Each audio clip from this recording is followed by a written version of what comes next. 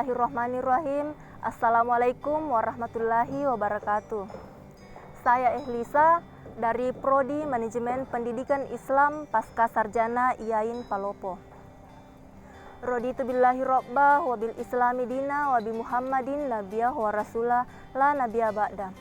Puji syukur kita panjatkan atas kehadirat Allah Subhanahu wa taala, karena atas berkat rahmat, nikmat dan hidayahnya lah kita masih diberi kesehatan untuk membuat video presentasi yang diberikan oleh dosen mata kuliah pendekatan studi Islam yang dibimbing oleh Dr. Muhaimin MA.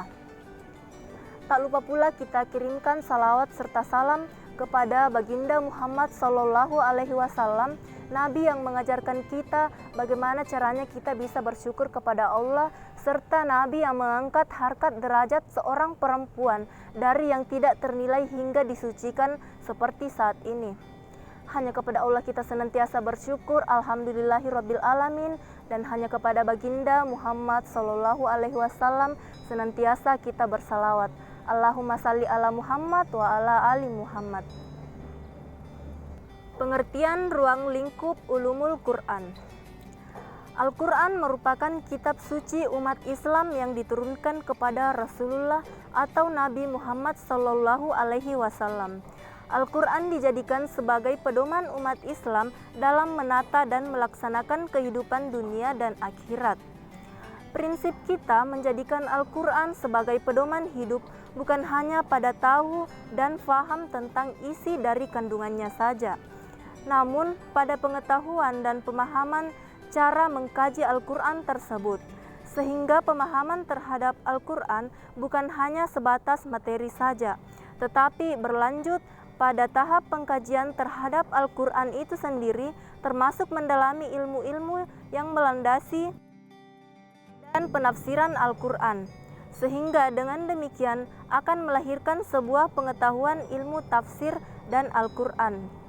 Al-Quran sebagai lentera kehidupan umat Islam memiliki kesucian, keaslian dan keluasan pembahasan yang tidak pernah kering, bahkan tidak terbantahkan lagi, seiring dengan kemajuan ilmu pengetahuan dan teknologi.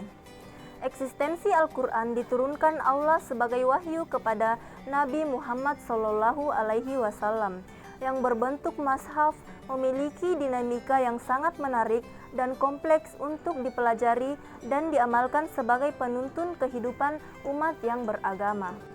Dalam mengkaji Al-Quran, ada beberapa aspek ruang lingkup studi Al-Quran yang perlu kita perhatikan. Yang pertama, dirasat ma fi al-nas. Yang kedua, dirasab ma baula Al-Quran. Kemudian tafsir Al-Quran dan ruang lingkup Al-Quran, living tafsir. Yang pertama, dirasat ma fi al-nas, yaitu menjadikan teks Al-Quran sendiri sebagai objek kajian. Tujuan kajian ini bisa saja beragam, tergantung pada kepentingan dan keahlian masing-masing pengkaji. Kemudian dirasab ma baula Al-Quran. Kajian ini menempatkan hal-hal di luar teks Al-Quran, namun masih berkaitan erat dengan munculnya sebagai objek kajian seperti asbabul nuzul, qiraah, nas, dan mansukh. Kemudian tafsir Al-Quran, yakni kajian yang menjadikan pemahaman terhadap teks Al-Quran sebagai sasaran kajian. Sebagaimana kita ketahui bahwa sejak Al-Quran diturunkan kepada masa Nabi hingga sekarang, Al-Quran dapat dipahami oleh umat Islam baik secara keseluruhan maupun hanya bagian-bagian tertentu atau secara mashaf maupun tematik. Yang terakhir adalah living Quran. Ini membahas tentang perhatian respon pada masyarakat terhadap teks Al-Quran dan hasil penafsiran seseorang. Baik, demikianlah video presentasi tentang pengenalan Al-Quran pada kesempatan kali ini. Adapun lebihnya itu murni datang dari Allah, dan adapun kurangnya murni datang dari saya pribadi. Saya ucapkan billahi fi sabil haq fastabiqul khairat. Assalamualaikum warahmatullahi wabarakatuh.